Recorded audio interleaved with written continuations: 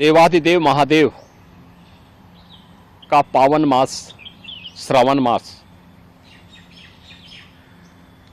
प्रारंभ हो चुका है। श्रावण मास की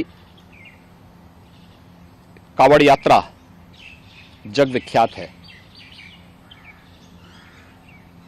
पूरे देश के अंदर और खास तौर पर उत्तर भारत में इस दौरान शिव भक्त महादेव के अनुष्ठान में लीन होकर के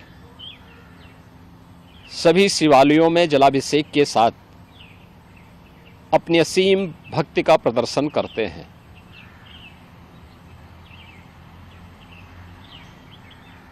केंद्र और राज्य शासन ने मिलकर के श्रद्धालु जनों की सुरक्षा, उनकी सुविधा, उनकी सुगम और सुरक्षित यात्रा के लिए अनेक प्रबंध किए हैं। कहीं कोई दिक्कत न हो, कहीं कोई अव्यवस्था न फैले,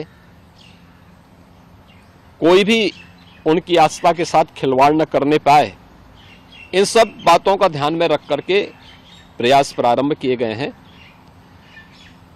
लेकिन हमें इस बात जरूर ध्यान में रखना होगा, मैं सभी श्रद्धालु जनों से इस बारे में विनम्र अनुरोध करूंगा। हम लोग भी शिव भक्त हैं, महादेव की असीम कृपा हम लोगों पे बनी रही है और निरंतर हम महादेव से यही प्रार्थना करते हैं कि उनकी कृपा सदैव बनी रहे। कोई भी पर्व और त्योहार, कोई भी साधना बिना आत्मानुशासन के पूरी नहीं होती है। सुगम और सुरक्षित यात्रा के लिए हमें न केवल अंतःकरण से बल्कि बाहरी रूप से भी उस पूरी प्रक्रिया के साथ लीन होना पड़ेगा। शिवो भूत्वा शिवम यजेत।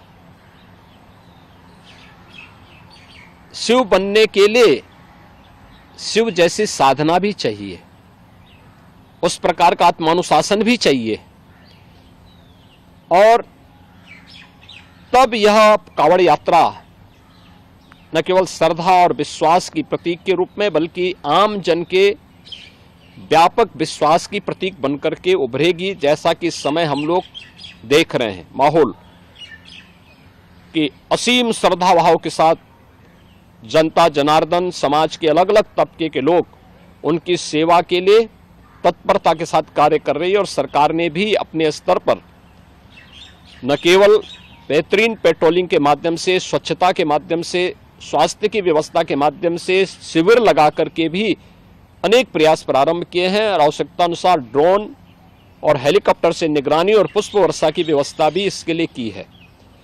मैं सभी शिव भक्तों से अपील करूंगा कि देवादेव महादेव की ये कृपा हम पर बनी रहे। हम व्यवस्था के साथ जोड़ करके इस पूरी यात्रा का न केवल आनंद लें बल्कि पूरी श्रद्धा और विश्वास के साथ आत्मानुशासन का परिचय देते हुए इस पावन श्रावण मास के कावड़ यात्रा कार्यक्रम को सफलतापूर्वक आगे बढ़ाने में अपना योगदान दें। आप सबकी सुगम सुरक्षित यात्रा के लिए मेरी मंगलमय शुभकामनाएं हैं।